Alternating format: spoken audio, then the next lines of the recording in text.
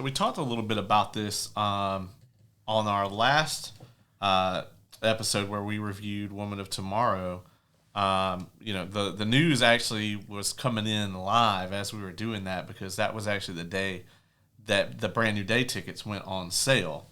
But we actually have a little more information on it now. So Fandango has confirmed that the upcoming movie has become the ticketing service's biggest first day ticket pre-seller of the year, surpassing Mandalorian Grogu, Project Hail Mary, and The Odyssey. As the largest traditional movie launch of the year, the film is also making history for Fandango as one of its top 10 all-time first-day ticket pre-sellers. A specific dollar amount has not been confirmed, but the advance sales are already north of $37 million, which surpassed the Taylor Swift Eras Tour, which held the record when it came out for first-day ticket sales. So as far as where the movie sits in overall pre-sales, we know it's in the top 10. We don't know where. But as far as first-day ticket sales in the U.S., it is number 1, which is pretty crazy. Yeah, it's that's very crazy. And it's one of those things, and I say this with so much love and adoration for Spider-Man, for the Spider-Man brand, and for someone who clearly loves Spider-Man. Have quite a bit of Spider-Man in my own collection. And I also wear Spider-Man, for those of you watching the video. Yeah. I'm very, very much so looking forward to seeing Brand New Day. It is still blowing my mind that people are as responsive to this movie as they are. I mean, we're 4 movies into this particular flavor of Spider-Man, and and I can certainly see a few reasons why people are so excited. One,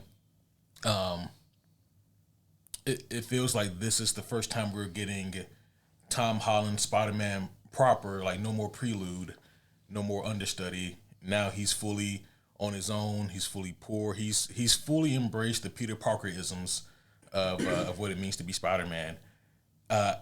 I guess it's just the incoherent nature of some of the trailers where we're a month removed, and I still really couldn't tell you exactly who his main antagonist is. Would you say this is the first real, how do I describe it? You just said that, this is the first time we've seen him, as Spider-Man alone. And when you said that, I realized that I don't really think I've seen any of the other Spider-Man movies of them really alone like that. Well, I think more the illusion there is, in the original 3 movies, he always had a mentor, right? There was always somebody that was really guiding him. Tony Stark in the first one. It's probably Happy in the second one. And I mean, also Mysterio, inadvertently, and Nick Fury. They kind of all contributed to that. Nefarious intent or not. Yeah. And then in the third one is Doctor Strange. So, he always kind of had a mentor. And then in this one, yes, there are other people from the MCU, but it's very clear that he's running the show. Yeah, and that's just kind of something that needed to happen, which was one reason why I so thoroughly enjoyed No Way Home, because they finally got him there. Yeah. To the point where, and it sounds awful, but yeah, Peter needs to be kind of lonely and destitute and has to figure shit out for himself, and that's kind of what makes the character so resilient and so relatable for so many people. And it's something that we've gotten that with the other 2 iterations, and I was just like, man, I really want to get this version, this Tom Holland version, to that point, so we can see what it looks like in this day and age. And it looks like we're finally here. And have you guys seen the newest trailer for Brand New Day? I have. You haven't seen it? I don't think so. Oh, it's good. Yeah, it's really good. I'll have to watch it after this. Yeah, it's a really good trailer, and it definitely increased my own personal hype and excitement for the movie. However, if you asked me to put together a cohesive plot for what it could be, I'd probably be, I don't know, 45% accurate.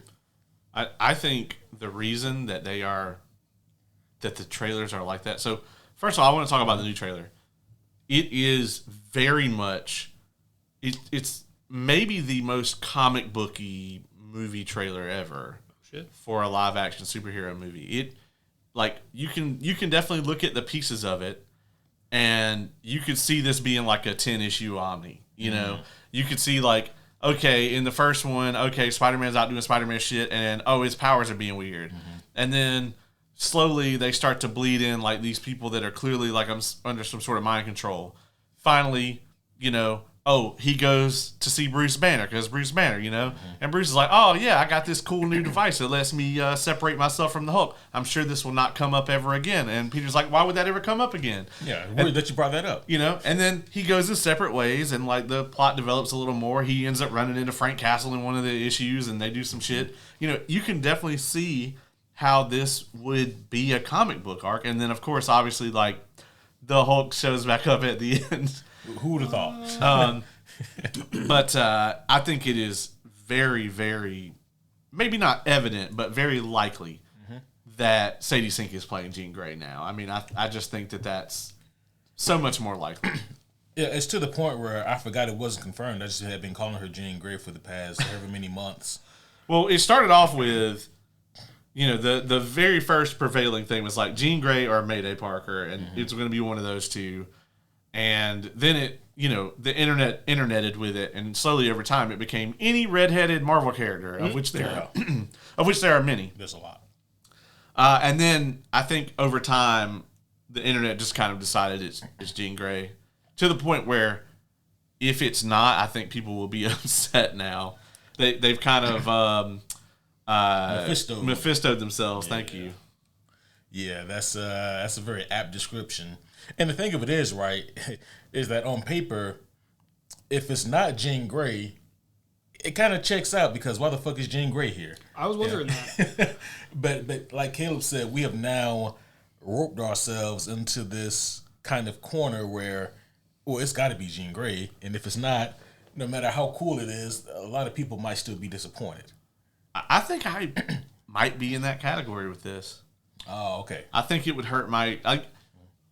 Like, I would begin to wonder, if it's not Jean, why the fuck would you use her? Like if it's just an MCU one and done villain, and number one, they wasted Sadie Sink on that, and number two, they gave them Jean Grey powers even. Fuck you. I would be very upset. I believe, and you can correct me if I'm wrong on this, but I think that Sadie signed a 5-year or a 5-movie deal. I was a 5-year could just be one movie with how these things are going. Right. Not pour one out for Shang-Chi, which same director for this upcoming movie. Yeah, that's right. Huh? And he actually said that Shang-Chi 2 is still in development. Yeah, along with Blade. Right? Yeah, that's what I said. Yeah, so is Blade. Yeah. Mm-hmm. Sorry, I was confirming who Sadie Sink was. I was like, I'm fairly sure. I was wrong originally, but I now remember who they are. I often forget how bad you are with actor names. I'm quite. Like, I know that most people, like, it's not weird, because, like, I feel like Ace has a higher, like, sort of register of that than even I do. But I know that mine is still, like, way above the average human being for, like movie and TV show actors. I feel like most people just follow things that they like. Whereas, like, I'm like, oh, I know who this director is or this producer, and if they're on it, it's probably going to be good, And then there's me. And then there's you, which is, like, even lower. Yeah, lower than it was my that. dumb stat. Well, you know what it is, and I say this with so much love and adoration for you, Dylan, but it's that you're such a nerd that I forget. I do. That's what it is. Yeah. That's probably it, yeah. Mm-hmm. Because, like, if we were to bring on, like, a different flavor of guest, one who maybe isn't as acclimated to the podcast or whatever, like, if I were to bring up, like, a Sadie Sink, I would probably say, who was in Stranger Things. Yeah. Just something to kind of, just to make sure that there's a link there for them and that they're not just lost. Doing what I was doing, which was like, slowly pull out the phone. It's doubly so, because just like 48 hours ago, I was having a conversation with him about how, and this is a small, bear with me here. So we talked a little bit on the show previously that Brandon Sanderson's sci-fi series Skyward has an adaptation coming out, and it's going to be Netflix Pretty sure. I think so. And so the company that did the One Piece adaptation is doing that, and the showrunners are actually going to be the Agents of S.H.I.E.L.D. showrunners. It's Jed Whedon and Whedon and the other person that worked on that. I really should know their name, but I don't. But yeah, so it's like it's the Agents of S.H.I.E.L.D. showrunners are doing the show with the production company that did the very well received One Piece adaptation. And we were just talking about how Brandon Sanderson actually called Oda, who is the creator for One Piece, and they had a conversation before he greenlit this. Wow. Like, basically it was like, how involved were you in the process? Are you pleased with how it turned out? That sort of thing. And so I was just telling him, like, it's so crazy that conversation happened. Yeah, to the point where I wonder, was there a language barrier there? Imagine being the translator. Yeah, first off, that dude probably, might be used to it by now. Yeah. Oda probably has a dedicated translator. Almost if he has certainly. one. Yeah. Like, that dude's he has to have good money. Yeah, it has to. But yeah, like, he said, he brought up Oda, knew exactly what it was. He didn't have to be like, Oda, the One Piece guy. And I was like, no, I know that. Yeah. See? And whereas with me, I needed that link. Yeah. Because if you said Oda, I would have said, you forgot the Y, dog. Like, Yeah. And secondly, that's a fictional character, I'm pretty sure. Dylan, I wanted to ask you something here, and that was the perfect place to do it, but I know you've recently finished your Daredevil journey. Oh, yeah. You have Daredeviled. How's He is born again. he's been I born was again. indeed born again. How's been your experience with the Daredevil series? So, honestly, part of it was probably tinged negatively. I preface this with, I did very much enjoy this, but I'm watching while I'm at work. So I have 3 monitors here, and then a 4th monitor, which is playing the stuff. So, like, it does not have my full attention. Yeah. So it's not even as good as it probably could have been. But I genuinely quite enjoyed the middle to late whole chunks of Daredevil. Earlier stuff I had already partly seen, and also you can kind of tell, just not as good. But yeah, I really rather enjoyed it. The homie Oz is actually about halfway through season 1 of Born Again right now. Oh, okay. And we were just talking about the other day. It's like, I feel like season 1 of Born Again, the action is not as good as the Netflix series, but the acting quality is like skyrocketed. Agree with that. I feel like it's an all-star cast, whereas like on the Netflix show you had Matt, Karen, Foggy, and then like the main villains like Fisk was always amazing, Bullseye was always amazing, so on and so forth. But like in Born Again, it's like everyone is on it. Like the fucking extras are on it. Yeah. It made me forgive the CGI at the very start. Yeah. I was one of the few people that wasn't super bothered by that. I wouldn't say I was super bothered, but it pulled me out of it a little bit. I was like, oh, look at that. Which might be hypocritical of me, considering, number 1, I gave that episode a 10. And number 2, some things I'm about to bitch about tonight. So, yeah. Yeah. Before we move on, I will say this, though. My favorite character out of Born Again, and this is probably not going to surprise at all, might actually have been Bullseye. Oh, yeah. His arc in that is... Well, that says a lot. There has been quite a bit of recorded evidence of you having that response to things that I say. Well, true. It's so rare in fiction that we get that kind of redemption story where somebody goes from like way down the evil scale to the middle. Mm-hmm. Normally, it's either we take somebody who's evil as fuck and we see them, become good, and that's not always super believable. That's been done well, but it's also been done terribly much more often. It's rare that we see a journey like his where you still fucking hate him, but like he definitely is in a much better place than he was, And I would be hesitant to say redemption arc for Bullseye. He's in the process of change. I can't even say evolve, because evolve means to become something better than what you were previously. He told that guy he's one of the good guys. He did. He's one of the good guys now. He said that. He fully believed it too. He even tried to say it to Matt, and Matt had quite the response to that. I love the way he acted that scene. Oh yeah. Oh, that whole scene was great. we know that Bullseye is going to be in Born Again season 3, and I'm very curious to see exactly what his role there is going to be, because I think that Bullseye, he's one of those characters, first of all, where like he's so uniquely chaotic and psychotic that a lot of the times he'll do shit just be like, for example, one of my favorite moments, right, in Daredevil history is during Brian Michael Bendis' Daredevil comic run. And it's great. And you guys are never going to believe this, but Matt Murdock is having a real bad time in his life.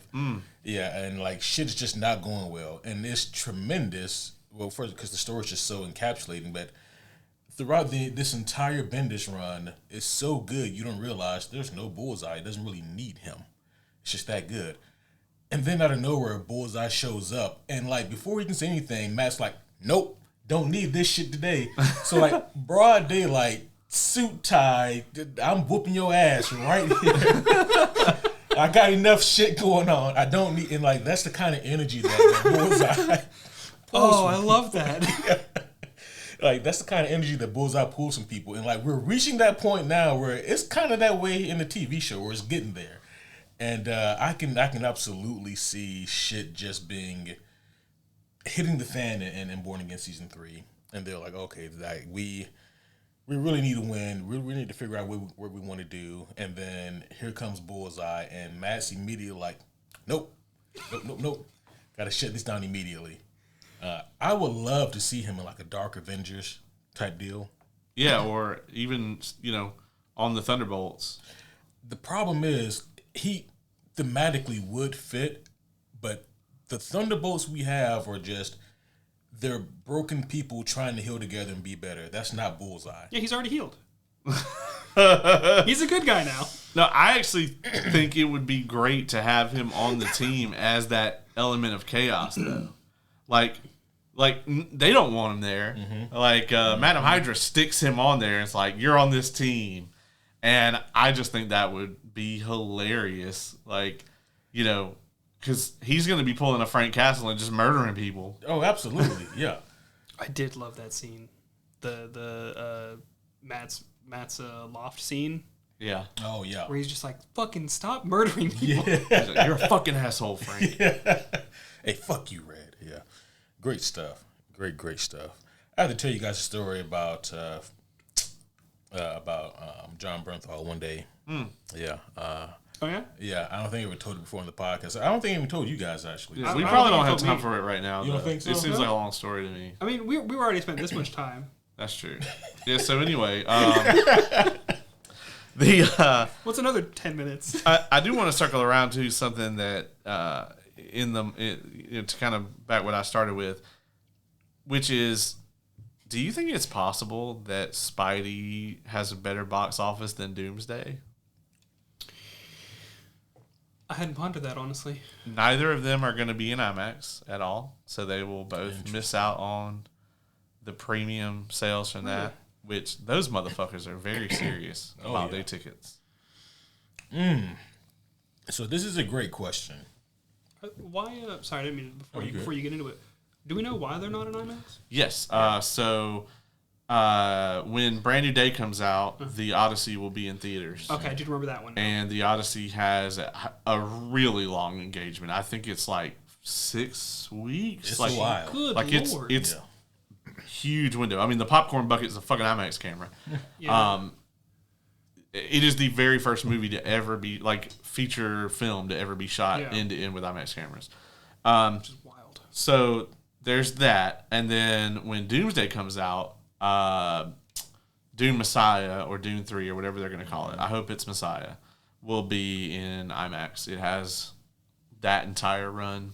For the briefest moment, I thought you were going to be like, Odyssey's still going to be in there. Yeah, it's going to be Odyssey. Yeah. It's going to be an Odyssey of a movie, Yeah. Damn. Yeah. No, that would be, but no Marvel movie is going to hit an IMAX screen this year, which is why they decided to come up with their own Infinity branding.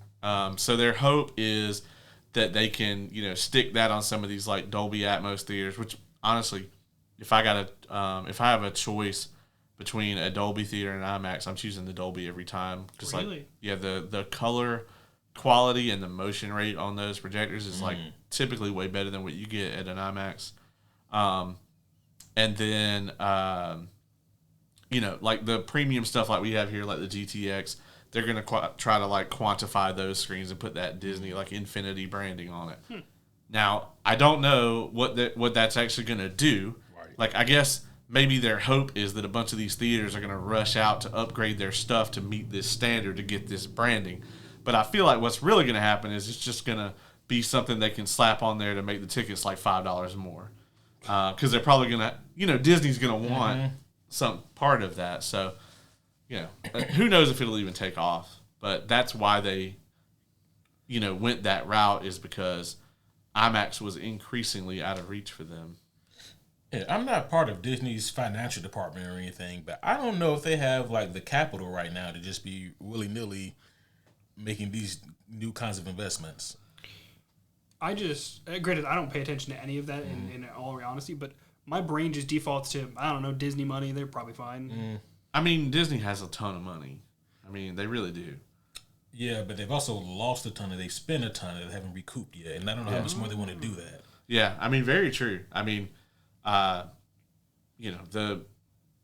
don't know if they've actually broken even on Star Wars. Like at this point they had to have. Oh, how much they spend? Almost $6 billion. Oh yeah.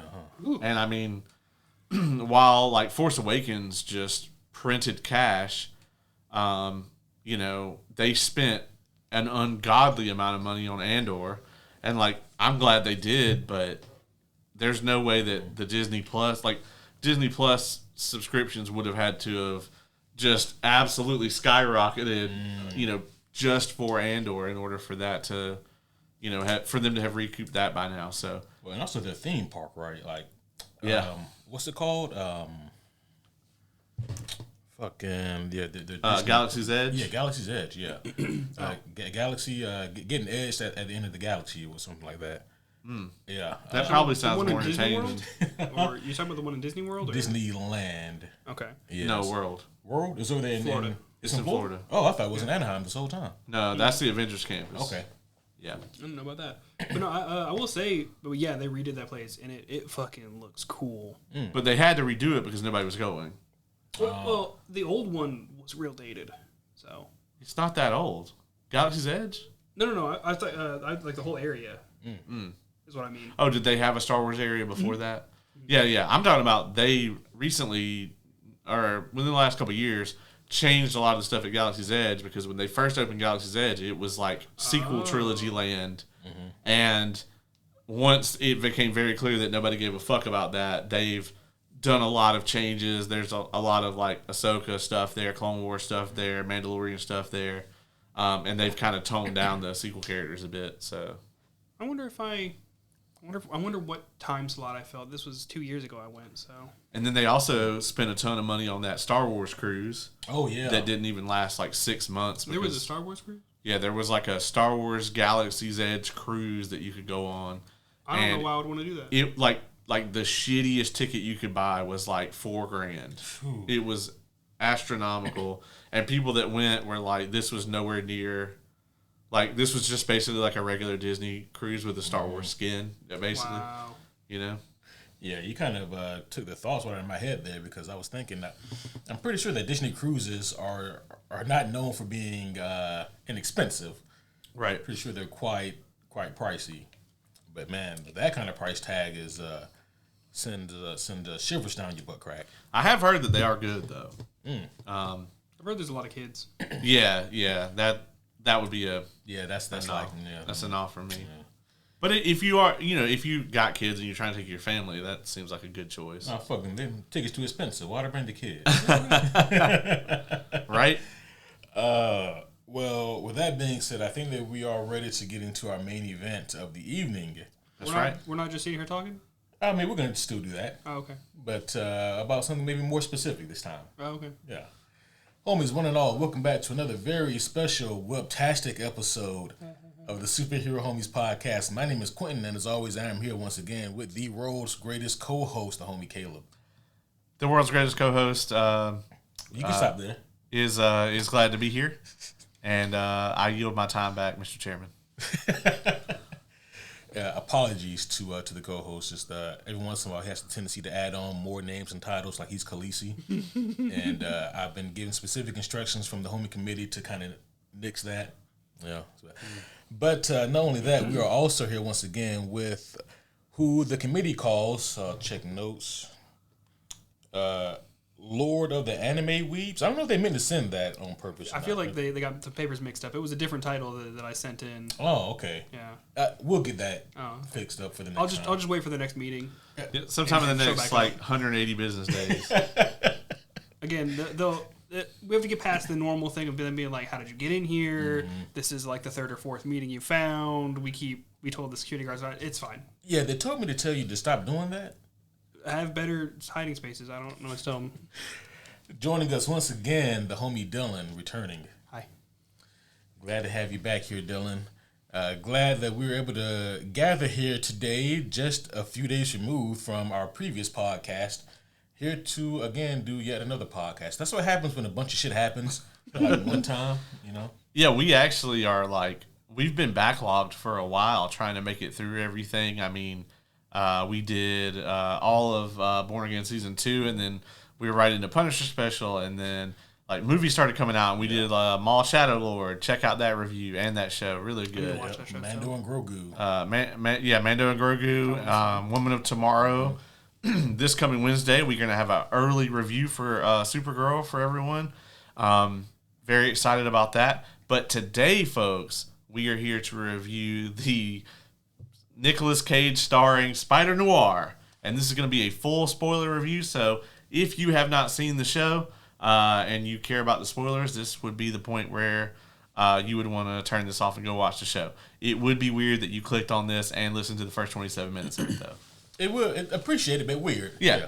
That actually just made me. I realized while you were saying all that videos always, or episodes or videos, depending on which I'm about. Not just this, all of them. They have the title on there, so you know what you're clicking, but they still always say what they're talking about. To be fair, if you're subscribed to us, which you should be, like YouTube or something, sometimes it'll just pop your subscriptions up there and be like, "Hey, new video from Superhero Homies," and you might just be like, "Oh, what?" So read the title. And also, we have 27-minute cold opens. They could be invested in whatever we were just talking about and forget what we were gonna talk about. That's true. That's pretty valid. Yeah. Also, I need to make sure that I'm subscribed to you guys. Yeah, I absolutely. think I am. Yeah, I mean that's why the committee is fucking with you. If not, they do nothing but keep up with that. That's why they can't answer my emails. If that's the case, that's why. Then see, every time I try to email them, it just says sender not available. It's weird. Yeah. I've triple checked the address or the email address is right. I'm sure they're probably getting through. That's why I kept having to go to their meetings. How about from now on, I'll be the middleman. You just send me whatever information. We tried that once though, and it didn't go anywhere. Oh, okay. They told me that they would get back to me sometime between now and the next Jurassic reboot. They did. I think they said something similar, and I was like, "It's fine. I'll come to your guys' next meeting." And they were like, "Don't do that." That being said, before we get into the general thoughts on Spider-Noir, this is something you were also interested in. What viewing option did you guys pick? Yeah, because this is available in the monochrome and the full color. I personally, I tend to hate anything that tries to harken back to old television. So 4:3 format. Fuck you, Zack Snyder. Grayscale, monochrome, black and white, whatever you want to call it, any of that. I hate it all. I hate all of it. Give me widescreen format. Give me fucking HDR color. But that's just me. What did you guys? I love the old school shit. So I chose to watch the whole thing in the monochrome, and it is gorgeous. Werewolf by Night did that too, right? Yes, and I was a huge fan of Werewolf by Night as well. Yep. I technically did both. I started with the monochrome, and then to stay, because I did that 2 weeks ago, and then I was like, I know I'm going to need to brush up on some stuff. So 2 weeks ago during the whole work week, I watched it in monochrome, and then this week I did it in color. Okay. I thought that the color palette was actually gorgeous. So I loved both. Yeah. Legitimately, I loved both for different reasons. I would have been second screen viewing it if I had done the, black and white. Yeah. Because it just wouldn't have held me long. But I'm just such a sucker for the technical aspects of film and TV. See, and I'm like, man, is that 10-bit color? I think so. I think that's a funny enough, shade of maroon. I actually was a little distracted by what I mean, I'm not a professional at all, but what I felt was the technical shooting for black and white. Like, it was black and white for a reason, and they had to do a bunch of stuff to make it work back then. And to take what is current and be able to do both color and black and white, and they both looked really good in different scenes. Like, some scenes, they both looked really good for different reasons, but, like, it was just really cool. Also, really weird side effect that I'm curious about you for. When you were watching it in black and white, did your brain not want to see color after you looked away for a little bit? And not so much that, but my brain acclimated to the point where I kind of forget that it's black and white, you know? I was working on my computer, so, you know, I've got... It's a mostly white page with black text, but there is some color here and there. My brain would ignore the color. Yeah. And it's pretty interesting because, like, yeah, I guess especially in your case, since you're at work looking at a black and white screen for Spider-Noir and then obviously a color screen for, so yeah, that'd be like really an interesting experience. But I know for me, like, watching Werewolf by Night, like, that was a really fun experience for me because I love the old school Universal monster movies, and this was kind of a call back to that with the horror spin and having the werewolf and man thing and all those cool creatures. But I remember also watching things like Logan on probably my 4th or 5th viewing of Logan. I did it in the black and white format, and I really thought that was really cool too. But the difference is that, like, with the Logan movie, because there is an option where you can watch that also in black and white, and kind of that noir feel. It is really cool, but I still prefer the color on that one, just because, like, it's made for that, you know. Yeah. But with Spider-Noir, I remember hearing them talk about some of the technical aspects of it, and they wanted to make sure that both viewing experience would be solid no matter what they did. And I haven't seen the color, but black and white was good. There's a big difference, between something that they shot with the intention of it being that way, right, versus just something where they were like, oh, let's put a black and white filter on it, Yeah. Did you watch the Justice Gray edition of Snyder Cut? So all the times I've seen it, I've only watched it in color. Okay. Yeah, I haven't done that one yet in black and white. Yeah, but it'll give me something else to do. I have 4 hours to spare, so I'll just do that. I didn't know there was a thing. Yeah, there is a Justice Gray edition of the Snyder Cut that's in black and white. Funny enough, except for the werewolf one you just said, every other one you said in black and white, my brain was like, no, I don't want to. Yeah. But whenever I sat down and the option popped up first, I didn't know. So I was like, what the fuck is this? And I was like, oh, a noir film? I got to do it in black and white. Amazon wanted to make sure that you knew those were the options too, because like every episode, time. Yeah. It'd be like, which one do you want to do? I'm like, man, I already told you, dog. Like, the autoplay thankfully kept whichever one you were on, but yeah. I watched this. It's pretty fresh for me. I've watched it all in the last 24 hours. Like, wow. I started watching it about 4:00 yesterday. So damn. Yeah. I was going to bed late, very late for me. And he was still messaging me about shit. And I was like, I went to bed at 3:30. And I just went to sleep. I watched the first 6 last night. Yeah. And then I watched the last 2 today. Good grief, Charlie Brown. Yeah. So, I guess, what did everybody think? What's like the overall thoughts? I'll go first. I really didn't have any expectations for Spider-Noir. It just seemed like a kind of the out of the nowhere type project. There's a lot of Spider-Man wherever you turn. If you're a comic book reader, there's a lot of Spider-Man there. If you're a movie watcher, there's a lot of Spider-Man there. And so, like, Spider-Man has just permeated so many different crevices of nerd culture, which is fine because it's a really cool IP. But you can reach a point where kind of I've had my fill of these things. But I really enjoy Spider-Noir. This was a real big breath of fresh air. I love the fact that they went with a variant of Ben Reilly instead of Peter Parker. I feel like it gave them more leeway. I actually have a thing about that. I don't think it was. Don't think it was what? I don't think that's really Ben Reilly. So this is because of Billy, the homie Billy. He's never been on here, but I'm giving him that title. Okay. So I didn't know that was a different Spider-Man, right? And I also did not know that apparently the comic variant of Spider-Noir is still Peter Parker. Yeah. But in one small scene of this show, they say, "Hey, you changed your name and you thought you could get away from me." I think he is Peter Parker and changed his name to Ben Reilly, and it's a harken over to the other comic. That would be. Thank you, homie Billy. That's a hell of a theory. That's a hell of a theory. Yeah. There could be something to that. However, we also know that because of the weird litigation surrounding Sony and Marvel and TV, that apparently they legally couldn't use the name Peter Parker for this show. That could explain why they never said his original name. Yeah. Anybody want to guess what the baby's name is? Oh, Jesus Christ.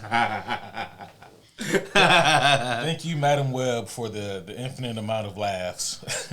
I still haven't seen it, so. You can keep it that way. You keep saying that every time. At least you didn't pull an Oz, and the first trailer comes out, and we all go, "Yeah, man, that looks like fucking trash." And he's like, "Oh, I'm actually really excited to see this."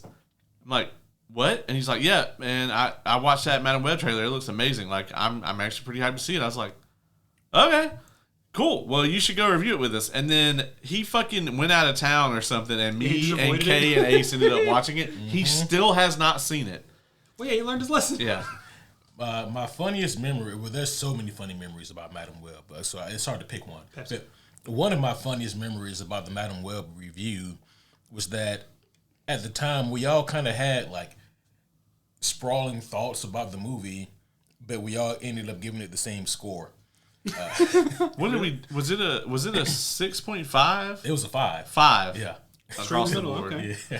Yeah, like we all gave it a 5, but we all had wildly different opinions. Like Kay was very optimistic about it because she just liked how awful it was. Okay. And I was kind of in the same way. Like Madam Web for me, like if you sit me down, and this is not a Madam Web review, but if you sit me down with any of the, Spider-Man-less, Sony movies, like Spider-Man-less Spider-Man Sony movies, I will definitely pick Madam Web over most of the other ones. There are other ones?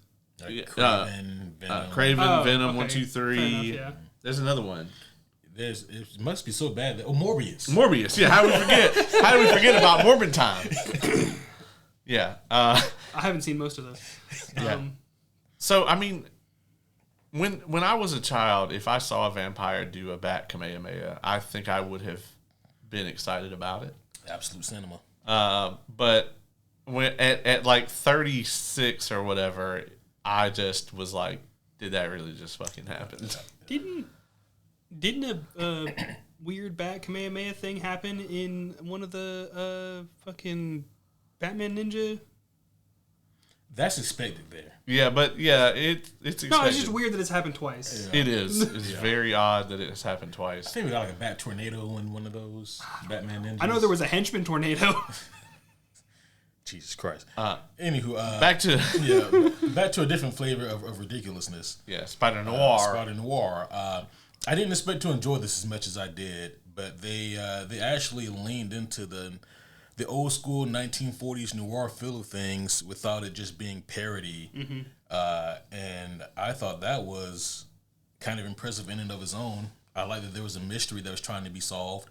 And I also like that maybe it's because of how Ben gets his powers. His powers are functionally different from Peter's. In some ways, arguably better. In other ways, definitely worse. But I think that made the character a little bit more interesting than he otherwise would have been. Their use of villains in the Rogue Gallery, I thought, was also a cool spin or interesting take on some of them. I mean, this certainly isn't a perfect show by any regards, but man, I can say this: I was never bored during this thing, and I thought that they had a pretty solid through line here with the plot, and I had fun with this. I have a feeling that I am going to be the negative Nancy on this. You never. It rarely is me, actually. That's not true. I feel like it's a bit of a toss-up. It depends. Yeah, it depends. On this one, I don't know that I've ever been more conflicted about, like, I don't know what score I'm going to give this right now. At the end, I've got, like, an hour and some change to figure it out.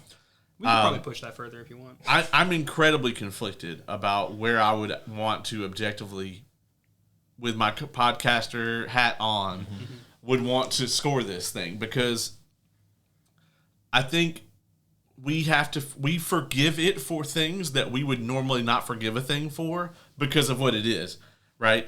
You just talked about his powers and like how they work. Well, normally we would go, well, that's just plot device powers. Like, they work when the plot it's Iron Man 3, right? The suit works when the plot needs it to, and it doesn't work when the plot needs it not to. His powers are the same way here, and I didn't get that. For him, it was just a consistent lack of certain powers that I really appreciated. Well, sure, but his powers don't work when the plot needs them to not work, and vice versa, though, in the story. If we get that deep, that's kind of every Spider-Man thing ever, but... It's also like most cinema ever. I don't know. I can't really get into that. Like, we haven't really seen that in a Spider-Man movie, Spider-Sense goes off, he gets hit. He could have dodged whatever that was. Oh, I mean... Whereas at least this Ben, he didn't have the reflexes, he didn't have the strength. He also ignores the shit out of it. But that's also that also is like whatever the plot needs, like because at certain points he can fight. Is Megawatt functionally different from Electro in any way? It is a different character, obscure character. I kind of like. There's fucking two of them. Megawatt was kind of like a one and done though. Because at first I was like, oh, this is supposed to be Electro. Yeah. And then I kind of like the J. Jonah Jameson stand-in, the conductor. I was like, that's a cool ass villain name. Yeah. That's just dope. But then it was like, he was like, I'm Megawatt. And I was like, oh. Yeah, I felt vindicated when he said Megawatt, because when he said when we heard his actual name, I was like, that's not Electro. His name is Max Dillon, like this guy is. And then I was like, maybe is that Megawatt? Because Megawatt was also an actor, and this guy's really big in the theater. And then in episode 8, when he says, I'm Megawatt, I was like, vindication. But at times he can fight these superpowered people. Yeah. And I mean he fucks Megawatt up. But at other times, like Silvermane's goons can just fuck him up. I'm like, does he have Spider-Man's resiliency or not? Like, and it's very all over the place for me. But I will say that I enjoyed the opening arc of this. I'd say like the first 3-4 episodes, I enjoyed them way more than I enjoyed the back half. Like at the beginning when he's trying to put the initial mystery together and they end up framing Winston. I thought all of that stuff was amazing, and then it fell off after that for me. Not off a cliff, but it was just a very steady, like it went from good to meh for me over the rest of the show.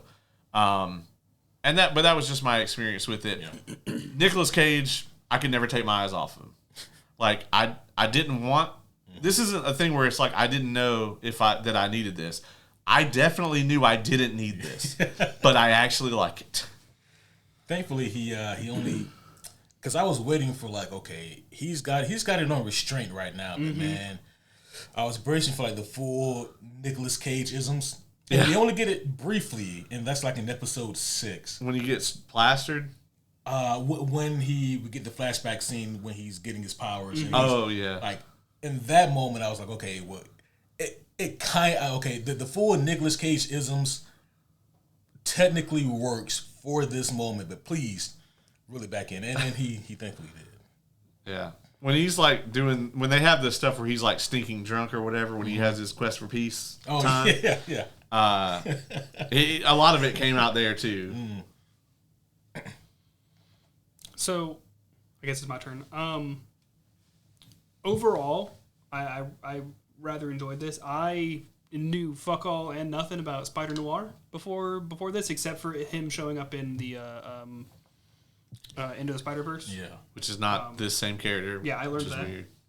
And I mean, infinite timelines, whatever the fuck.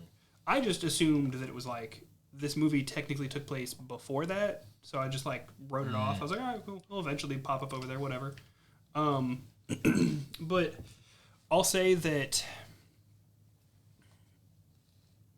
I had a really good like response to one of the things you didn't like. I'm trying to remember what that one was. Talk about the powers. Oh yeah, the powers. So, I pinged that at first, like the fact that like the goons can just take him out or whatever.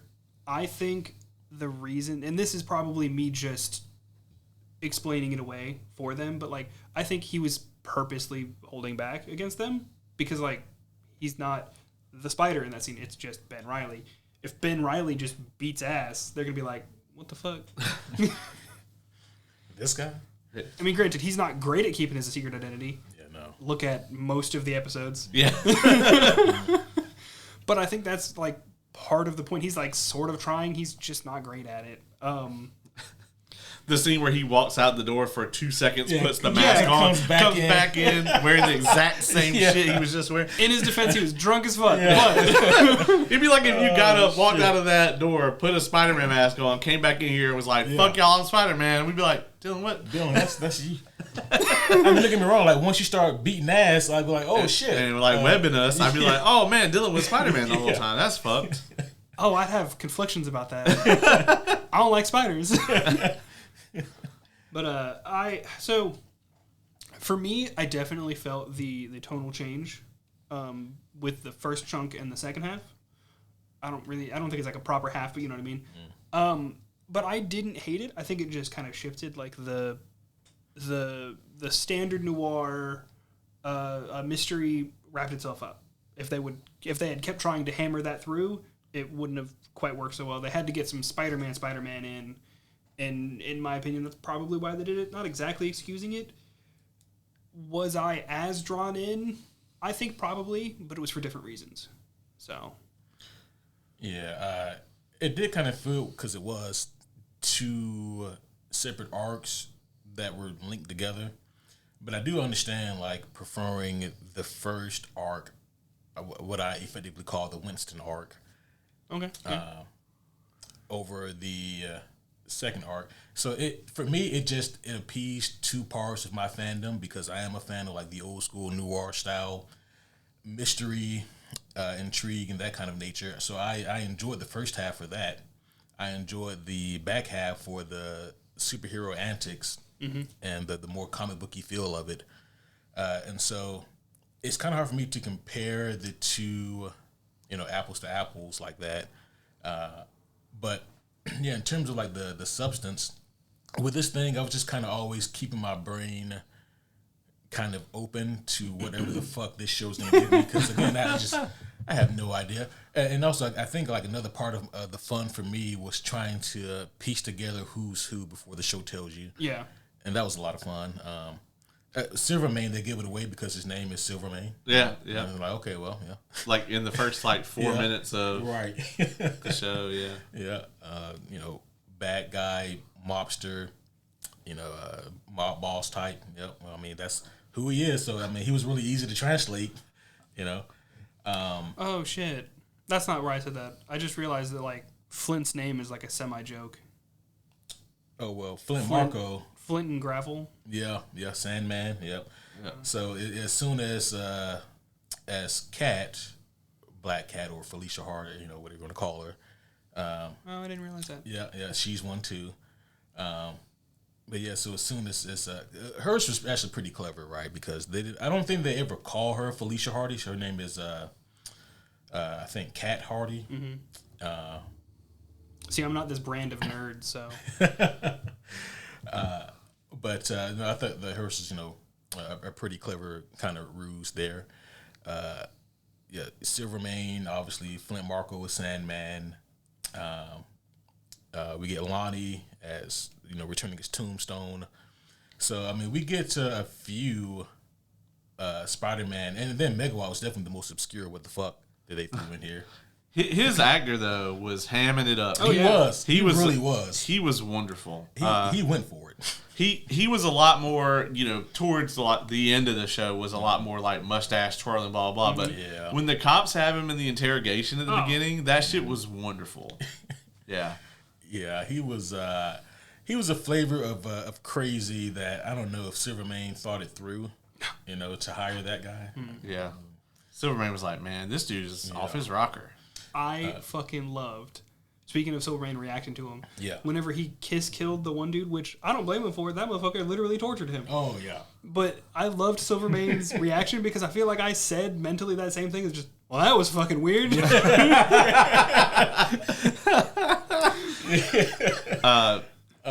also got a shout out to Lamorne Morris as Robbie Robertson. Yes. I think that's something I loved about the first arc more too, is like him and Janet both in the first arc, they felt like obviously they're working with Ben, but they really had their own stuff to do, whereas like they're kind of relegated in the back arc to his people in the chair kind of, although they don't have fucking computers, so the typewriters. yeah. Ironically, the typewriter was Ben's. But question, what I kept forgetting to look it up while I was working. What actor is that did the reporter? Robbie Robertson. Yeah. Because I've seen him somewhere and I cannot think of where. That is it is Lamorne Morris. Lamorne Morris. He's in a bunch of shit. Like the second I saw him, even in black and white, I was like, I know that guy. Yeah, I know that guy. Where I know him from. And it never came up. Let's see. Can't wait for him to list off 12 things and me have seen none. Yeah, I'm actually looking to see like what the thing is that I think. You know what? I'm just gonna let you. He's in all these things. Come to find out, Dylan has He's seen in all of Spider-Noir. Oh, there it is. That must be There what it it's is. from. You did say you watched it twice. Yeah. I did. Oh, I've seen Bloodshot actually. Oh, okay. Yeah.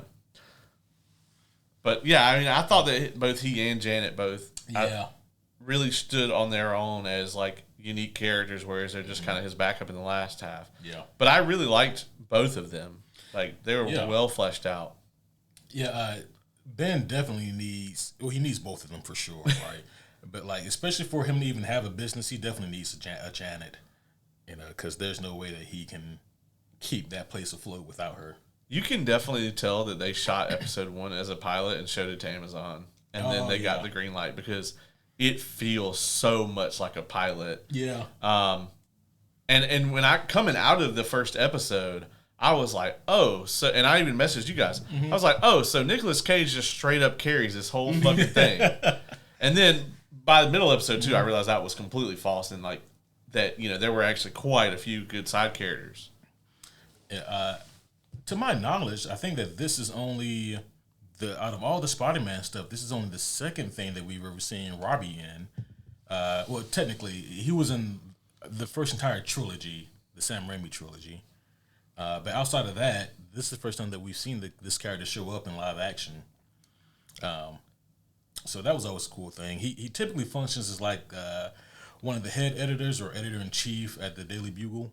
Okay. He's like the good cop to Robbie or to J. Jonah Jameson's bad cop. You know. Wasn't he like one of the original African American like comic book characters? Yeah. Really? It was created by Stan Lee back in like 1965 or something. Oh damn. Yeah. So way back in the day. And even in the Raimi trilogies, I forget which one. Maybe the second Spider-Man movie, but like Robbie is a scene with J. Jonah Jameson fussing at Peter about something, and Robbie is also in the room sitting there, and Robbie says something like he says something, and he looks at Peter like give him a knowing look. The implication is that Robbie knows that Peter is Spider-Man. He's trying to give Peter an out. Oh. And I always really dug that scene in that original Raimi trilogy because it's like, yeah, you know, Robbie he's smart. And he's not as bullheaded as J. Jonah Jameson because Jameson never cares exactly who's under the mask. Yeah. You know, he just wants to sell papers and fuck that guy. You know, in particular. Yeah. But Robbie's always been the type of person to see more of the humanity in people, more so than Jay. So that was really a really cool moment. But no, tying it back to this show though, we actually have quite a bit of cast. So looking at Kat, her actress name, Lee Jun Lee. What you guys think of her? I thought that she was quite good. I really thought that she was going to be a one-note character at the beginning also. The dialogue between her and Cage is actually really good. They have some of the best back and forth banter. I'd say probably the two of them and Silvermane have some of the best dialogue in the show. Yeah, I really enjoyed her here too. She has quite the complex romantic interest going on in this show. Yeah. And I think it works ultimately for the better because it makes her a slightly more layered character. You know, she's not just bed hopping from one to the next, but like there's some complex emotions going on there. Yeah, and she's outsmarting all of these also clever characters. You know. Yeah. Brendan Gleeson as Silvermane. That's another thing I thought was really good. But what you think of Kat? So at first I was like, oh, okay, that's just this character. All right, it's done. But then slowly, as the show wants you to realize, I feel like I did also realize that she is indeed more than just that. And granted, I didn't. Whenever I first saw her, I did not think that. Oh, this is this, whatever character I'm not paying attention. It's just, I was like, okay, each person has their role. And partly because I was watching it in black and white, my brain automatically started to assign like noir style roles to it. And I actually like that the show took her, what would normally be just the noir style, one-dimensional character. Because even in some of those, there's the character who loves somebody else, but then loves somebody else. Right. But I feel like they definitely, like you said, did a better job of reasoning it and making it pretty real. Yeah. So I liked it a lot. Yeah, she's got like the femme fatale vibe, but then they also put layers on top of that. You brought up Silvermane. So interestingly enough, Brendan Gleeson, he played Monk in Gangs of New York. Yeah, that's right. Yeah. He has specifically refused to play a New York-based character since that movie. Because he just didn't want to retread old ground or whatever. But he actually made an exception for this role because he really liked the script. So. Oh, wow. I'm trying to remember. Did he, in Gangs of New York, did he keep the Irish accent or did he do a more Americanized? It was more Americanized. Yeah, a little bit. Yeah. More than it is in this show. Yeah. I actually have no idea. Oh, I was like, okay. Well. Damn, well, you got it right. But it's still there. Yeah, I thought so. Because I remember seeing something also. My brain was like, did Dylan sing Gangs of New York? Yeah, that was the joke. I just assumed, okay. Dylan sing Gangs of New York. Go Dilly. It's a great movie, though, actually. It is. I think I've actually heard of it. And if I were to one day, sure, but it's not on my list immediately. It's very much you got to, sit down and, you can't second screen. And it's like 3.5 hours long or some shit. It's long, but it's so good. Yeah, that's what she said. Anywho, I'm an adult. So, moving on here. Let's talk about some of the superpower goons we get here. We get Lonnie, aka Tombstone. We get Flint, aka Sandman, and Megawatt, whatever his alias or real name is. I forget. Eddie something? You said it earlier too. Dirk Layton. Dirk Layton. You did not. I was wrong. I don't think I said that. Yeah, like he's a very obscure type villain. I said Max Dillon earlier, who's Electro. Yeah. Ironically, I actually have heard the name Megawatt before, but I've heard Electro less somehow, which probably doesn't surprise you as much as it should coming from me. But yeah. Yeah, that's real weird. Considering that he was the main villain in multiple Spider-Man movies.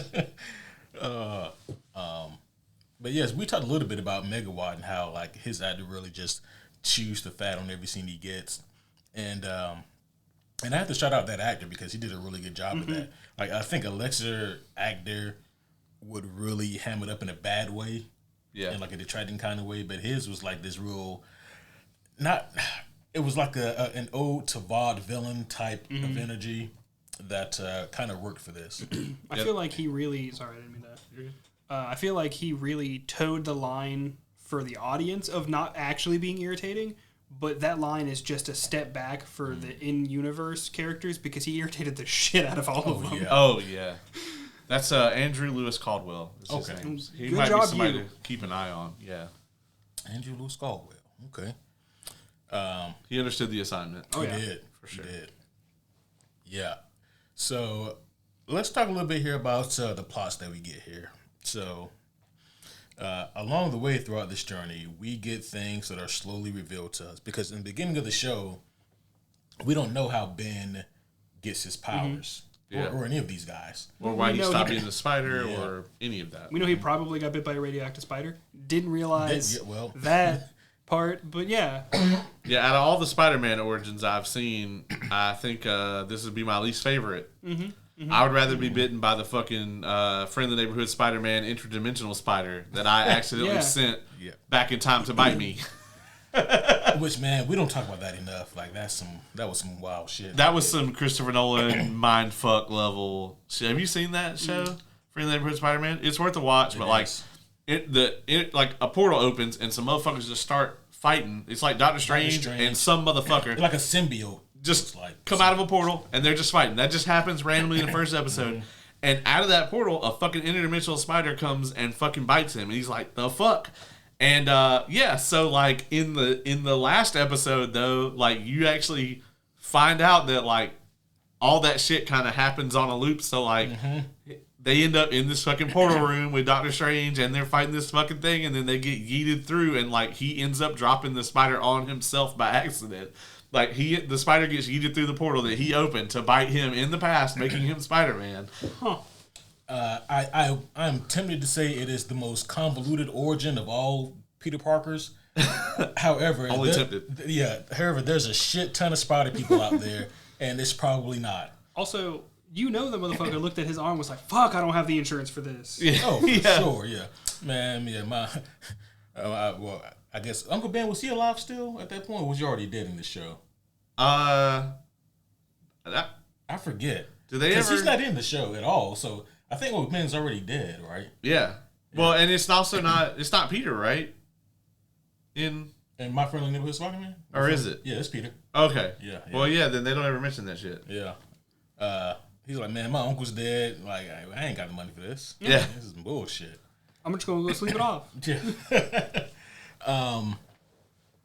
Yeah. So not to skip around here, but like looking at one of the most intriguing episodes for me was, I think, either either 5 or 6, where we get to see how these people get their powers. Your favorite was 6, wasn't it?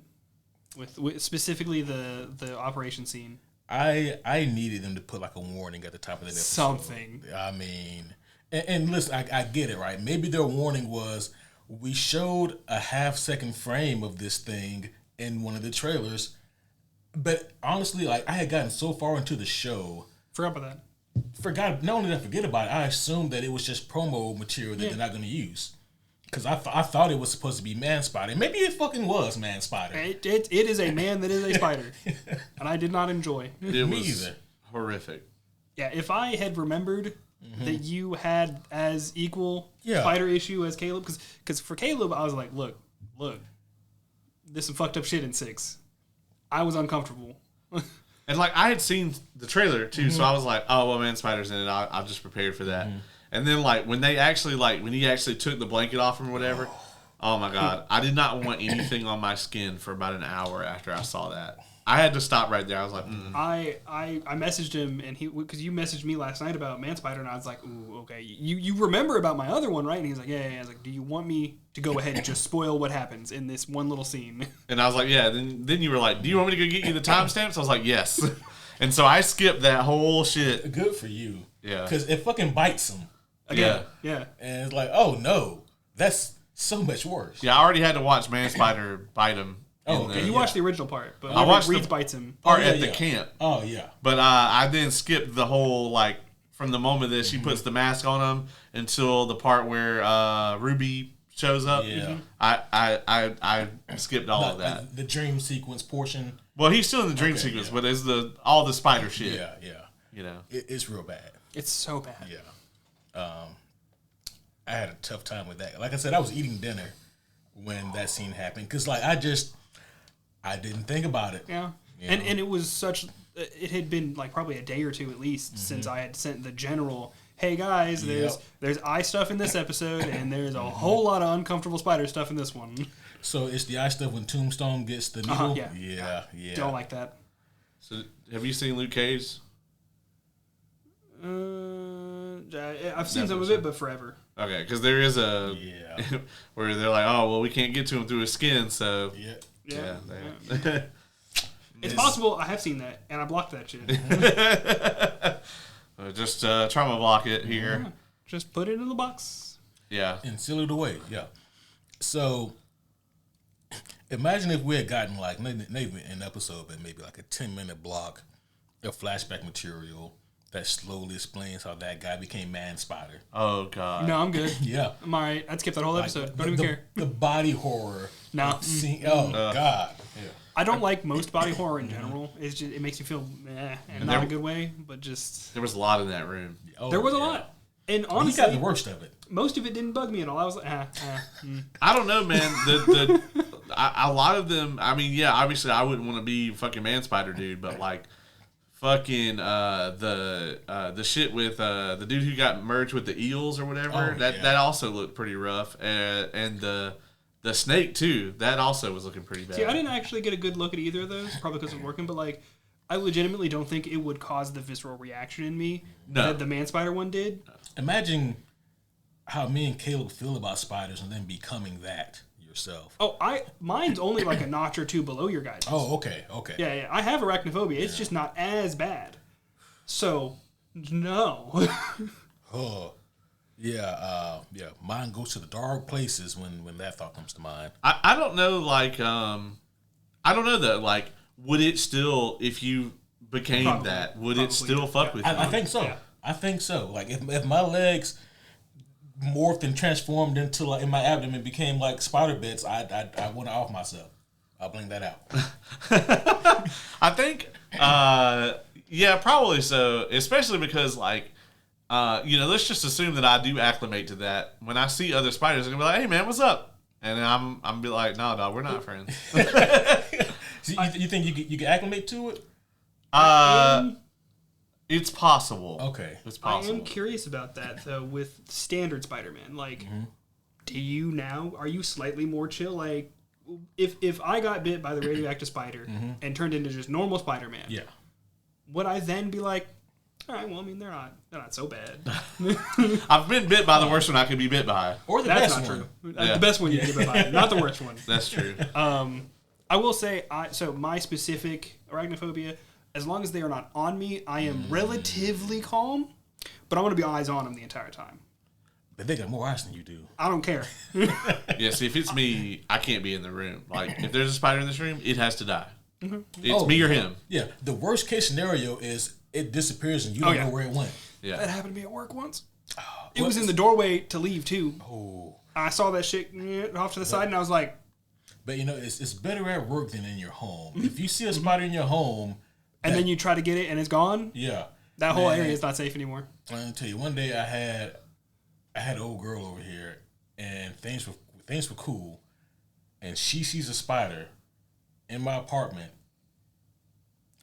She don't know that, like, I can be a bitch when the situation arises here, but somebody has to not only find it but kill it. Yeah, I'm like, it shouldn't be me. It shouldn't be me. That's right. Yeah, I have my strengths and weaknesses, but he can have the apartment if he pays the rent. I'll put the lease in his name. Yeah. it's done. I'm moving. Yeah, I'm gonna nuke it from orbit. Yeah. I don't want to be here. I don't want to be here either. I will put this now on record that if the three of us are in an area and a spider shows up, I will be the one that takes care of it first. You will have to. It's like that one bit from, I think it was a Family Guy bit. Like there was a race of guys who were afraid of like yellow tape. Like the finish line was yellow tape. So they sprint there like everyone's like. And then eventually one guy terrifies himself and runs through it. That's me. Yeah. Well, that's what ended up happening to me and that goddamn spider. Had to, bullseye it. From 3 rooms away. Twice. Kay is not really bothered by spiders, so if we see one, then she will go and pick it up and take it outside. Won't even kill it. She'll pick it up and take it outside and let it go. That's how you get sequels. And I'm like, right. And I'm like, no. Yeah.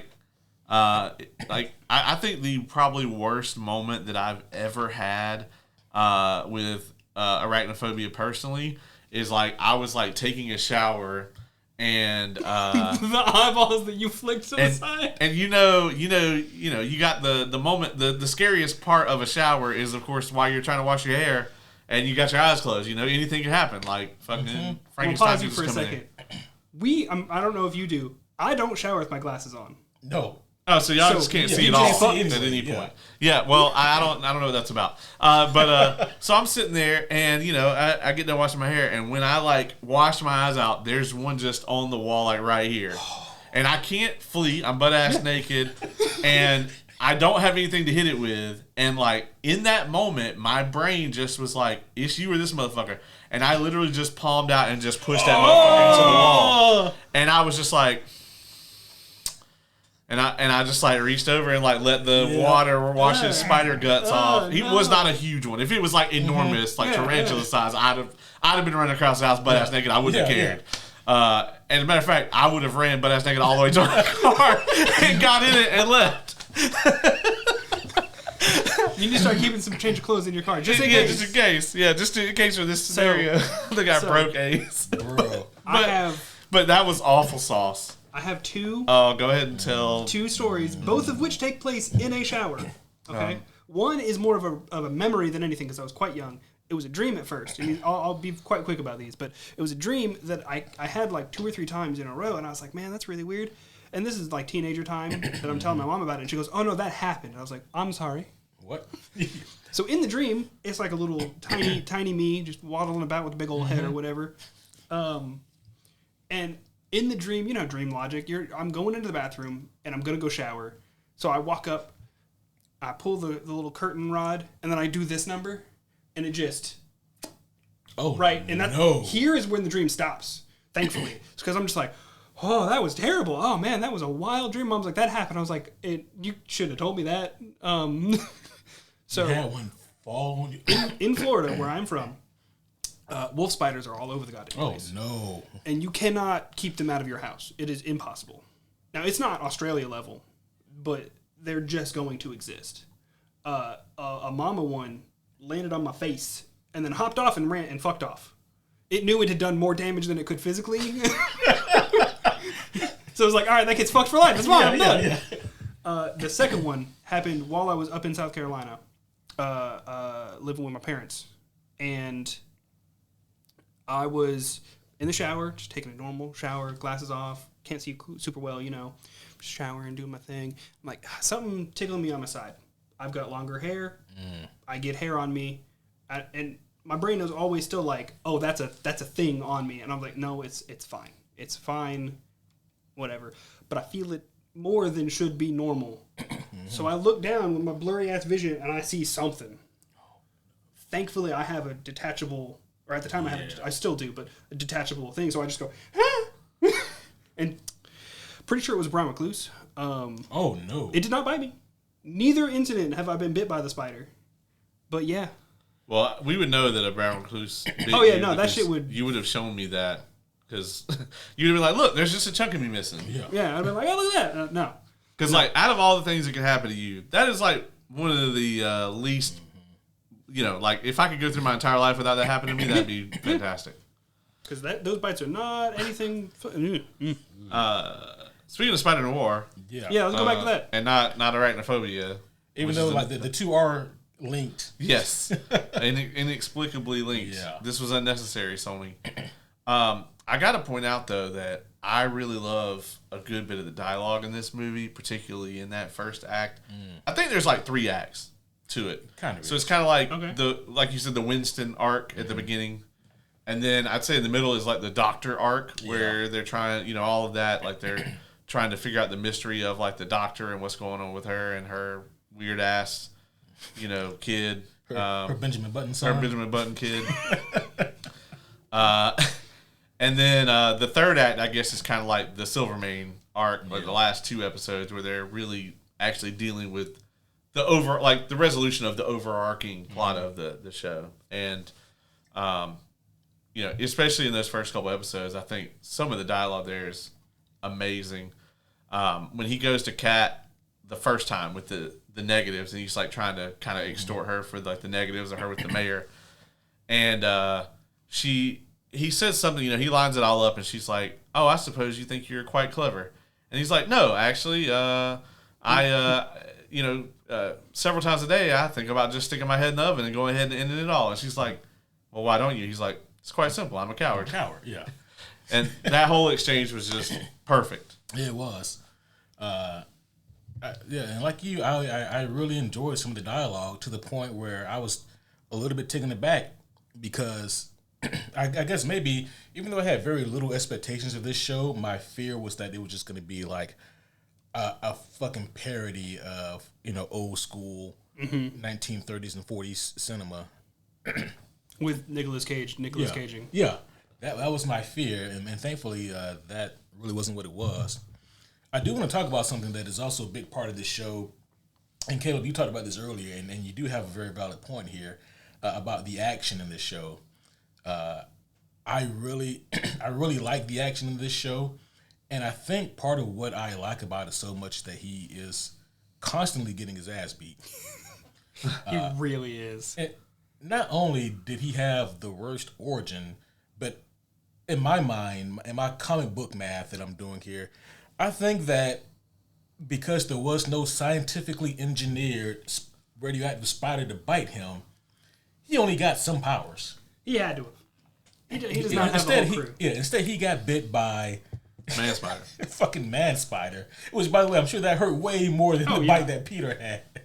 Man, okay, so his spidey sense sucks. Like it's just okay. It's not to defend it, but I think also like him being drunk all the time probably doesn't help.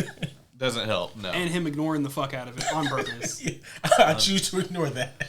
He has the gross Toby webs. He does. That come out. The organic web. That may be more of a plus though. Yeah. You know, it's gross, but he don't have to make his own. Yeah, he don't have to. He do make his own though. Well, because he's also not a scientist. He's also not a scientist. And not at all. But he is a good detective. Yeah. I want to know where he got those goddamn goggles. Also, I want to know how that shit works. Well, it's got to have like all of the light go forward because otherwise you can't see shit. He'd be blind. Yeah. Well, he also doesn't seem to he doesn't seem to have the crazy amount of input that Peter has or Miles, where he needs them. Maybe to that's why focus. he's drunk all the time. I don't know though. I never got that impression that he's taking all that in. That's true. Yeah. Like he obviously, I think, has heightened senses from a normal human. Yeah. Because I think that's part of what makes him such a great detective. Mm-hmm. Like he spots the fucking marking on the bills, which is a great plot point, by the way. And made me think I was watching an episode of The Shield. But he spots that, very effortlessly. Incidentally, because I've watched both ends of this, in the black and white, that was much harder to see. It was. It's a red dot. Is it red? It's a red dot. Yes, it was black. Same, because it was such a dark, Yeah. So whenever I watched it on that, I was like, huh, it's red in that one? Did he use different ink in it? And then I looked back at the other one, I was like, oh no, they're all just red. Oh. Yeah. I love the fact that he doesn't have the super Spider-Man reflexes. Because with Spider-Man, Spider-Man looks like a fucking graceful ballerina sometimes. Oh yeah, he just moves so goddamn smooth. Not Ben, not here. No, he moves like he looks like a drunk old dude. And he moves like a Ninja Turtle in an overcoat. Yeah. Like the earliest time we actually see him use his powers when he's fighting Flint. The first time he encounters Sandman or whatever, the way he runs off once he gets to the ground, where he's just is fucking hilarious. Also, the fact he does his little swing, and then just fucking eats shit. Oh yeah. There were no skyscrapers really at the time. That's true. And so he's just kind of like, oh well. But he consistently gets his ass beat. So I have to assume that while he has to have some type of enhanced strength, some type, because when he webs people, if you have organic web, you still have to have the strength to. He threw two cars. He threw two cars, and then at one point during the bar fight, he randomly yeets some motherfucker. Yeah, he hit that one dude, and then he just weep, and he got yeeted in and broke the shelf behind the bar. I forget where was the Wilhelm scream. Because there That was I one. Is remember that scene? No, it was in the German. It was in the flashback. I think it was in France. They were fighting the Germans. Yeah. It's in the Because flashback. I wasn't looking for that scene, but I heard it and I was like, no fucking way. They've got the machine gun embankment. He goes around the side, throws the grenade in, and then that's when it happens. Yeah. I was like, motherfucking Wilhelm scream. It was perfect. Yeah, so Dylan said that. Yeah, I remember that.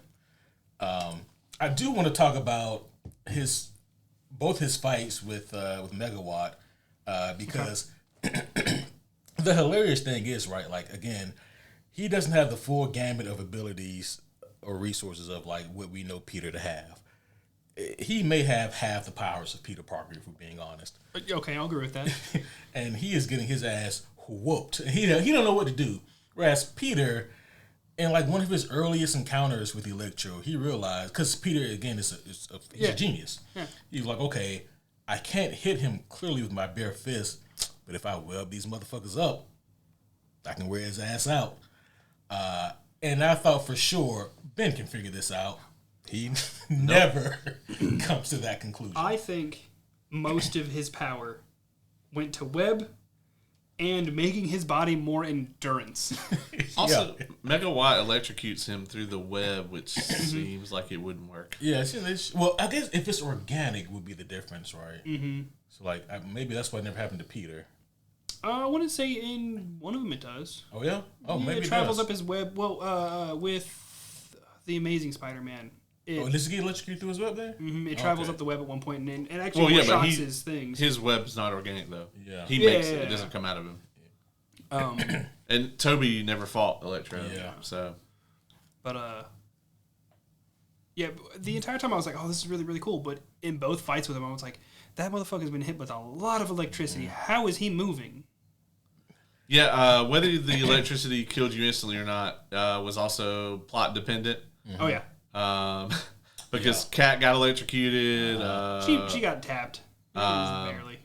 Robbie got electrocuted. I think. Plot armor. I think Janet also. Did she? Yeah, I think so. But then, like, the doctor and her kid got hit with, like, just a little bit, and they're fucking done. Like, leave them here for dead. They're. Well, that's because fuck them, you know? Oh, I guess so. Whereas Robbie, he has to live. You know, with Robbie, he had the injection in him, and actually it negated it as it went into his body. I'm just looking at bullshit. It would have been hilarious if Robbie did gain superpowers from that. Oh, that would have been fucking wild. Yeah. Not to derail us once again, but have I ever told you guys about the time I got electrocuted? No. Yeah. I was technically dead for a while. Oh shit! Hot damn. Yeah, you know, not super. So I was a kid. Maybe 5 years old, and ironic as this may sound, I never liked getting haircuts. And my dad had me, sitting up in a chair in the bathroom, and he was cutting my hair with the clippers. He gets a phone call, and so he has to step outside to take the phone call. This is before cell phones. And he steps outside to take the phone call, and he's got the clippers plugged in, still running. And I'm like, I'm going to get rid of these motherfuckers once and for all. So I grab a pair of scissors, and while they're still plugged in, I cut the cord on the clippers, and all I remember is just like, it was like a white dot that got big, and then, it's kind of like an engulfing white light, and then just nothing. And then, I come to, and I'm like, well, I think when I came to, I think I was in the hospital at that point. I would kind of hope so. I was like, how old were you at this point? Like 5 or 6. Okay. Yeah. Maybe you thought I was going to say I was 32. See, my brain actually went there for half a second, but like if that had been the case, Kevin probably would have been the one to find you, and there's no way he wouldn't have told me this story. That's fair. I would have already known this story. Yes. Yep. Fun times. I live, by the way. Spoiler alert. Yeah. What? Yeah. I mean, hell yeah. I was rooting for you, but. But no, anywho, I do like the way that he eventually beat Megawatt. Just fucking throw that motherfucker in. That shit was amazing. Spider-Man. Yes. Amazing Spider-Man. And that actually brings up a good point about what you messaged me about. I can't remember if it was in the group chat or if it was just you and me. This Spider-Man kills people. Oh, yeah. He doesn't hide it. He just bodies. Yeah, I mean, even from jump, he kills a bunch of Silvermane's goons, and he's like, hey, if you don't leave Ben Riley alone, I'm going to fucking kill you. Yeah. Yo, yeah. One or He two of made those that people shit. might have lived. Yeah.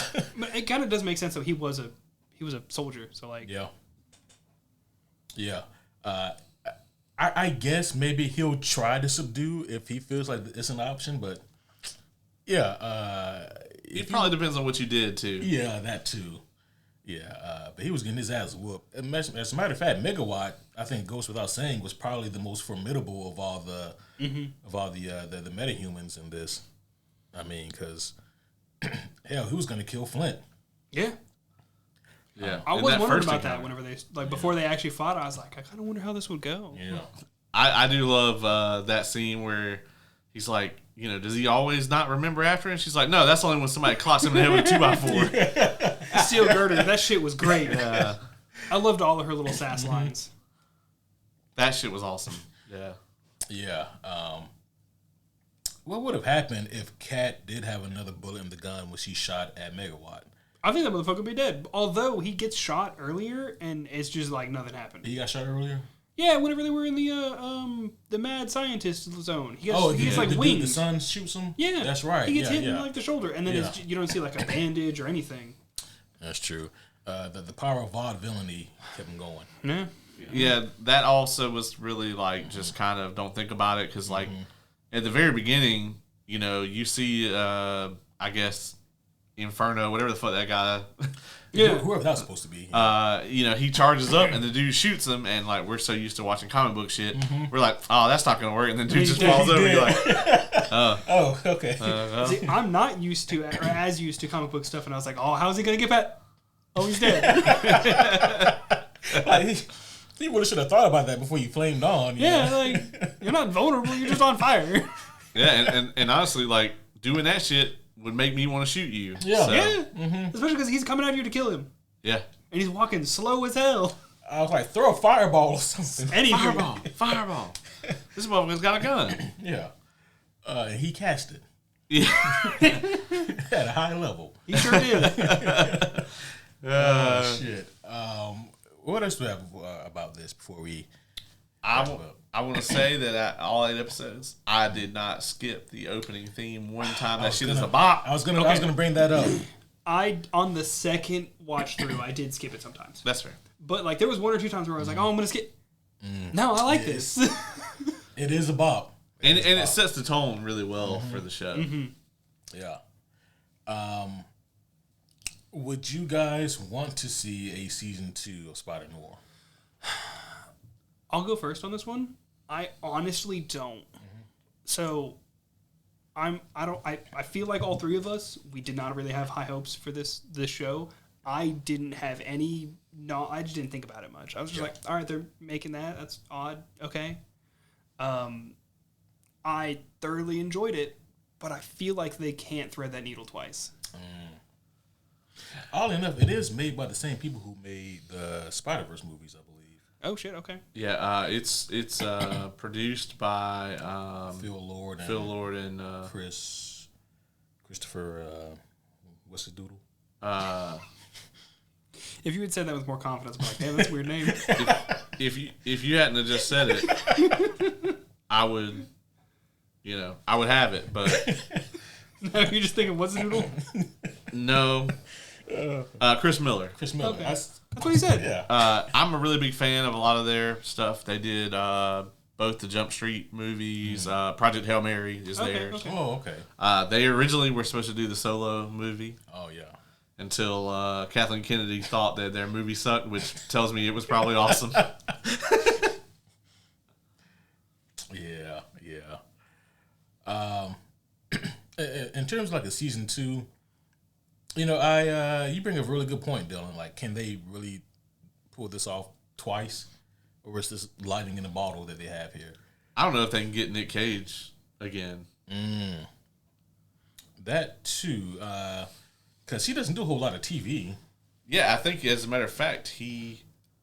I was reading an interview with him about why he even said he would do this, and because he's not a TV actor, and he's old Hollywood, and like back in the day, that was a line you didn't cross. Like it's not like now where that's a very You can common just thing. do. But back then it was like you were TV actor and that was lesser entertainment, or you were a movie actor and you were a star. And because back then most TV was like fucking, serials, or it was procedurals or shit like that, where you're just, you're producing fucking 70 episodes of this shit for cheap, to fill the airwaves. Whereas the advent of things like The Wire, The Sopranos, and Prestige Breaking Bad, television. premium TV. It used to just be HBO doing that, and then that quickly ballooned out. And he said, Breaking Bad was actually the thing that convinced him to do this. Really?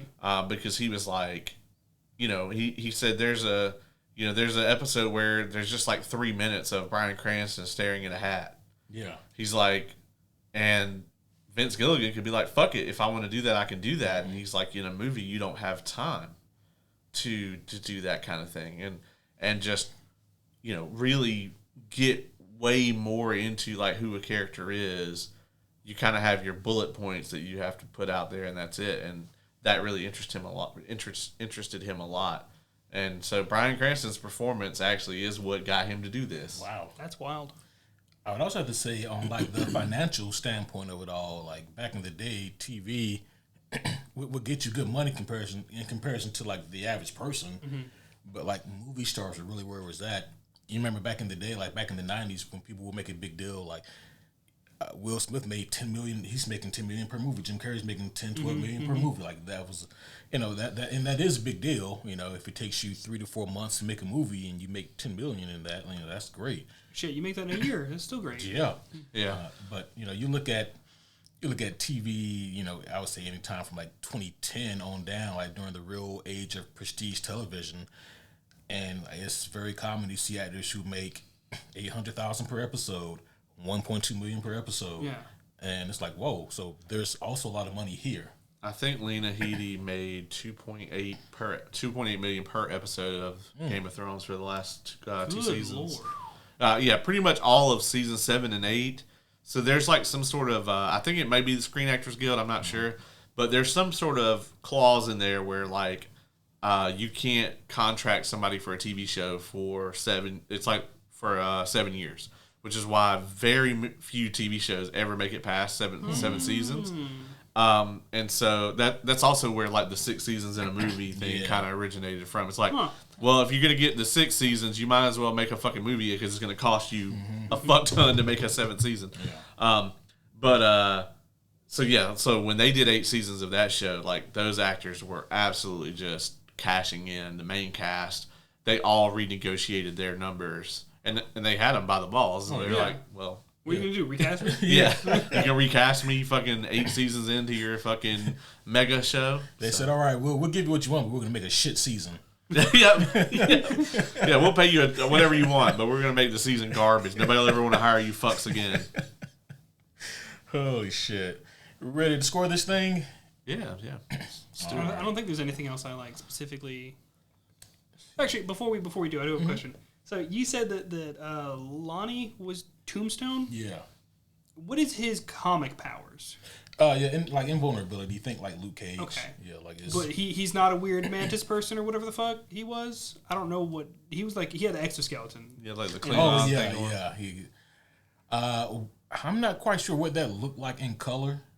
He looked like a Klingon. Oh, okay. A little bit, yeah. It was just like his normal skin, but bumpy. Yeah. So like in the comics, he's like in most portrayals nowadays, he is like he is a black man, but he's got like albinoism to the nth degree. Like, so he like is stone or whatever. Yeah. Okay. Yeah. He was great in Friendly Neighborhood Spider-Man. Also. Yeah. He has a great arc in that. He's also in the Spider-Man Insomniac games. I don't know if you played those or not, but he's really good in those too. I don't think I have. I think I can now, but one more question. So this antidote, I know there's really not much to go on. Do we feel like it got rid of all of their powers or just made them stable? Because that motherfucker still threw somebody. I mean, granted, he's a big dude. But I think he's just big as fuck. Okay. Yeah, because old Ogden, is that his name? The kid. Yeah. I mean, he just fucking de-aged like 30 years immediately. So. But we also don't really get to see it. Maybe he was able to partly control or whatever the fuck, but then he just dies 5 minutes later, so... That's true, yeah. Yeah. Because fuck him. I mean, that shit was made by a fucking mad scientist. Yeah. Over a weekend. And you know what? Like, this is something that, like, we didn't really talk about that much or, like, nitpick because it is a comic book thing, but also, I think it's on brand for the Nazis to come up with some weird shit. Yeah. You know what? That is weird because I was just like, yep, Nazis, yep, weird shit. Okay. It's like the more you read about Nazis and like the shit that they were allegedly trying to do, it's like, okay, you really can't surprise me with. I want to know who the fuck or what happened to the dude in the back corner because on the second watch through I paid a little more attention on what's in jars. One dude just had some jellyfish. He was hooked up to. He ended up being the villain of the second level of Mario. Oh no. But yeah, if there's nothing else, we'll go ahead and start scoring this thing. Final thoughts and scores. One last one. Because we glanced at it, but we did not go into it. How did you guys feel about the spider arms thing? Like Nick Cage doing it. Oh, see, that was the Nick Cageism that I was talking about. Yeah. But we just glanced over. How did you genuinely feel about it? I thought, okay, he held out as long as he could. He really suppressed it. And he's letting it all out now. There is an interesting side note to that, Dylan. And Nick Cage has felt this way for a very long time. I don't remember which role it was, but he was originally cast in the Sam Raimi Spider-Man movies. Really? Not as Peter. Which one is that? Which set is that? The first set. Three. First three. Yeah. I think they said Norman, but in my mind, I'm like, he would have been too young to be Norman, right? Back in 2002 or whatever. But anywho, if fucking James Franco was supposed to be his kid, then yeah. Yeah. But for whatever reason, he couldn't do it. But he did speak a lot with Sam Raimi, and one thing he said to Sam was, at some point you need to have Peter move like a spider when he first gets his powers. Like to Nick Cage, that was just really a big thing, that there needs to be a point where Peter moves like a spider. And 25 years later, he finally gets to do that. Sorry, go ahead. Well, I was going to point out, for those who didn't know, Nicolas Cage actually did do the voice for in the Spider-Verse movies, which is why there was a lot of confusion, and why the very first line in this show is they go ahead and kind of slide it in there that this is not that. Yeah. That Spider-Man. I did like that little addition. But somebody asked me what universe this was, and I was like, I don't know. Only one I ever known. What do you mean? That's what teed me out. I was like, it's probably just in the future then. But I'm really conflicted about the spider movement thing because, like, on one hand, they explained it enough for me to be like, all right, maybe we can just call it weird. It's weird. I do want really weird. I do also want to bring up too that when Robbie first comes on the screen and he's got the nice ass suit on and he's like interviewing the people or whatever, and I was like, oh, this version of 1940s didn't have racism. I was like, that's a great suit. And then he goes to the whites only hotel or whatever. I was like, nope, never mind. There it is. Yep. There it is. Yeah, so apparently this is like a common theme amongst the universes. That makes me sad. Yeah, which that lends credence to the fact that he says someone asked him what universe it was.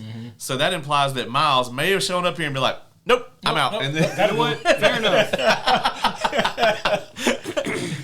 Yeah. Just gonna move along. Yeah, keep it pushing.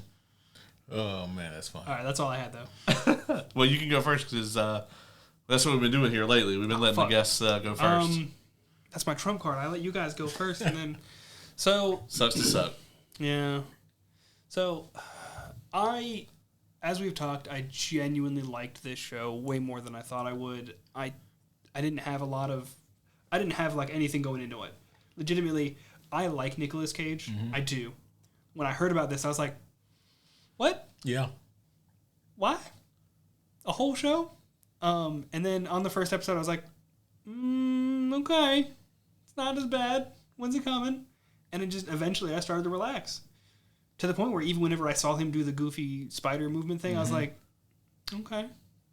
We're going to get worse than this? But I genuinely enjoyed this. I still stand by my statement that I don't want another one. I would like this to be the only one and be like, look at that lovely little thing right there. Yeah. especially because I feel like now that we've seen some of it, we would end up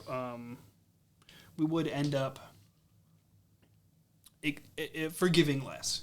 Mm-hmm. So it would just, no matter what, even if they did an equally good season, it would feel lesser because we know what to expect. We're not good, or, the nostalgia or whatever you want to be for it, it's not there. Yeah. So that being said, though, I'm probably going to give this I think I'm going to give it an 8 out of 10. Just because it surprised me, and that's probably part of it still, just a little bit of a wow factor. But yeah, 8 out of 10.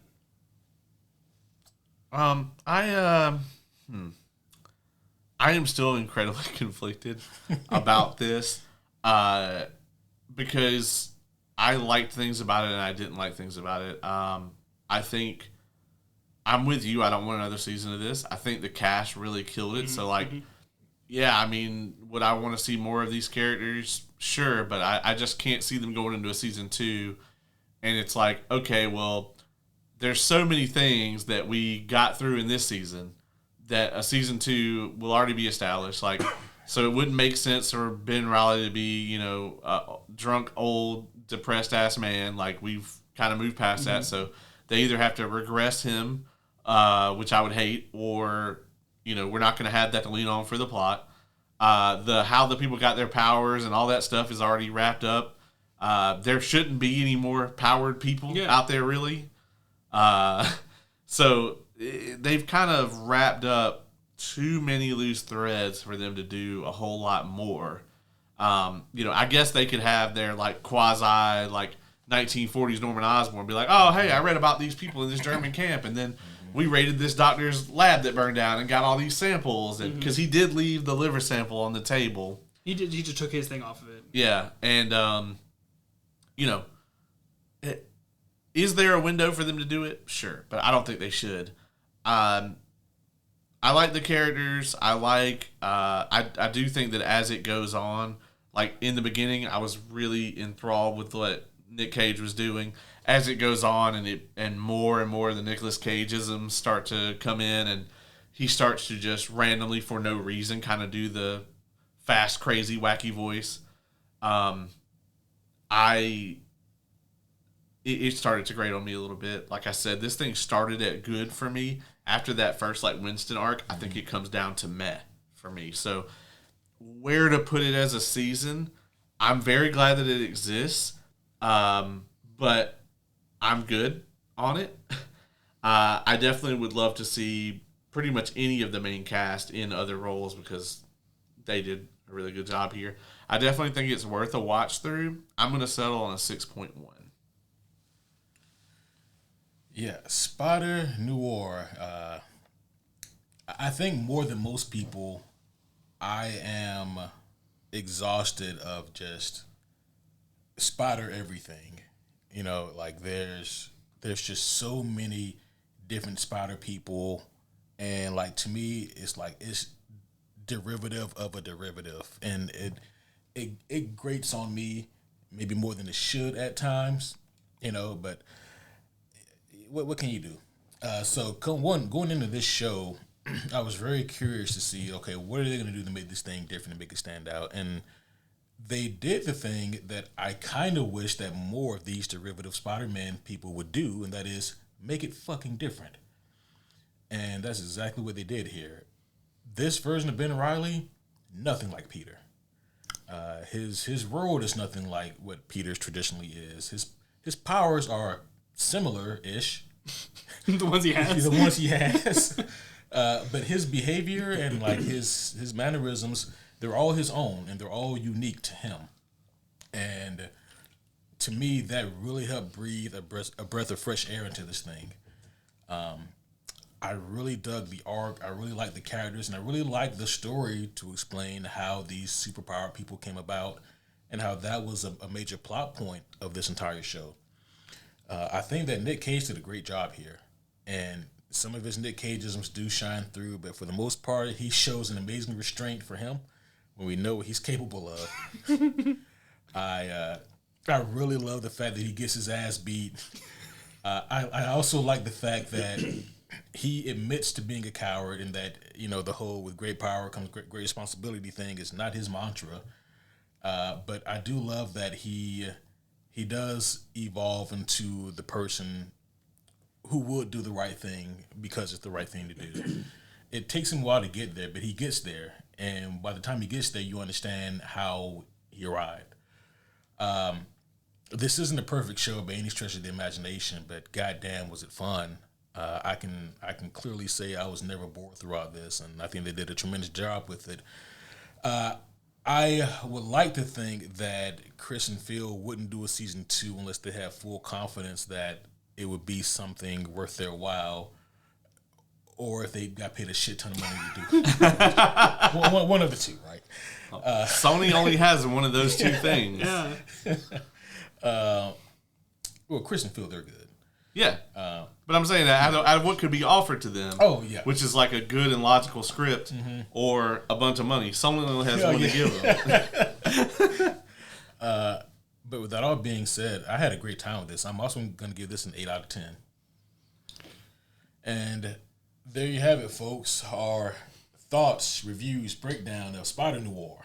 So the theme this week is definitely to, if you're going to make a derivative of something, make it different.